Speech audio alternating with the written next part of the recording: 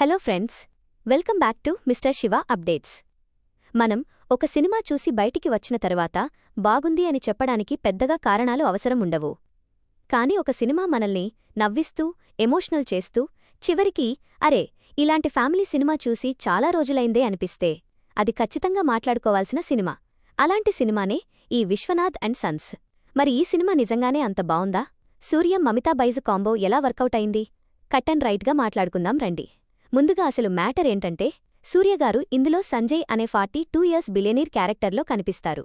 డబ్బు, స్టేటస్ అన్నీ ఉంటాయి కానీ పెళ్లి విషయంలో మాత్రం మనోడికొక డిఫరెంట్ ఒపీనియన్ ఉంటుంది. సరిగ్గా అప్పుడే 22 ఇయర్స్ ఉన్న మమితా బైజు ఎంట్రీ ఇస్తుంది. అసలు వాళ్ళిద్దరి మధ్య ఉన్న ఆ ఏజ్ గ్యాప్ ఏంటి? ఆ రిలేషన్షిప్ ఎలా డెవలప్ అయింది?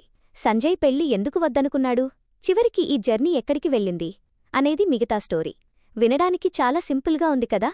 అవును, ఇందులో మైండ్ బ్లాక్ అయ్యే ట్విస్టులు, ప్రతి 10 నిమిషాలకు షాకింగ్ సర్ప్రైజులు ఏమీ ఉండవు. ఒక సింపుల్ స్టోరీని ఎంగేజింగ్గా చెప్పడమే ఈ సినిమాకి మెయిన్ ప్లస్ పాయింట్. నాకు ఈ సినిమాలో బాగా నచ్చిన విషయం ఏంటంటే ఫస్ట్ హాఫ్. ఈ ఏడాది వచ్చిన బెస్ట్ ఫస్ట్ హాఫ్స్లో ఇదొకటి అని చెప్పొచ్చు. ఎక్కడా లాగ్ అనిపించదు. ఒక సీన్ తర్వాత ఇంకో సీన్ అలా స్మూత్గా వెళ్ళిపోతుంది. ఇక్కడ డైరెక్టర్ వెంకీ అట్లూరి రైటింగ్ గురించి మెచ్చుకోవాలి. ఏజ్ గ్యాప్ లాంటి ఒక సెన్సిటివ్ పాయింట్ని తీసుకుని ఎక్కడా ట్రాక్ తప్పకుండా చాలా సెన్సిబుల్గా హ్యాండిల్ చేశాడు. ఓవర్ డ్రమాటిక్ సీన్స్ లేకుండా, అవసరం లేని లౌడ్ బ్యాక్గ్రౌండ్ మ్యూజిక్ మీద డిపెండ్ అవ్వకుండా సింపుల్గా నవ్విస్తూనే కథని ముందుకు తీసుకెళ్లాడు. డైలాగ్స్ కూడా సిచ్యువేషన్కి తగ్గట్టు భలే న్యాచురల్గా పేలాయి. ముఖ్యంగా హాస్పిటల్ కన్వర్జేషన్ సీన్ లాంటివి బాగా నవ్విస్తాయి. సినిమా అయిపోయాక కూడా కొన్ని డైలాగ్స్లో ఉన్న మీనింగ్ మనకి గుర్తుంటుంది. యాక్టింగ్ విషయానికి వస్తే సూర్యగారి గురించి మనం కొత్తగా చెప్పేదేముంది? ఆయన స్క్రీన్ మీద కనిపిస్తే చాలు, మన అటెన్షన్ మొత్తం ఆయనమీదే ఉంటుంది.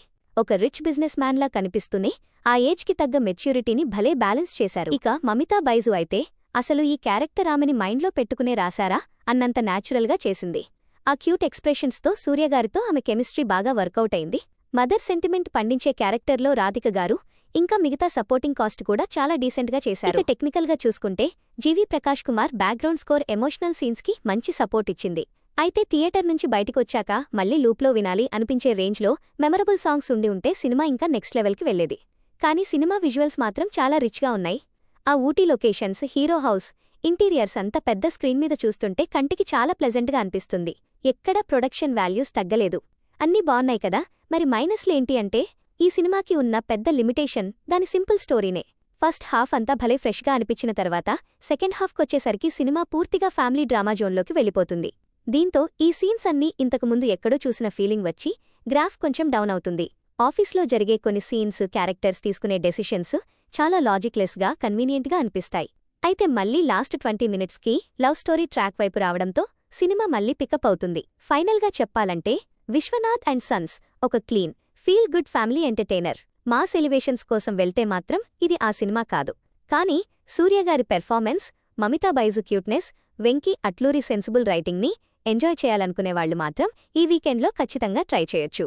సెకండ్ హాఫ్ కొంచెం ఫెమిలియర్గా అనిపించినా ఫ్యామిలీ ఆడియన్స్కి ఆ ఎమోషన్స్ బాగా కనెక్ట్ అవుతాయి. మరి మీరు ఈ సినిమా చూసారా? మీకీ మూవీ ఎలా అనిపించిందో కింద కామెంట్స్లో చెప్పండి. ఈ రివ్యూ నచ్చితే గట్టిగా ఒక లైక్ వేసుకోండి. ఇలాంటి జెన్యూన్ సినిమా రివ్యూస్ కోసం మన మిస్టర్ శివ అప్డేట్స్ని సబ్స్క్రైబ్ చేసుకోండి. నేను మీ శివ. మరో మంచి మూవీ రివ్యూతో మళ్లీ కలుద్దాం.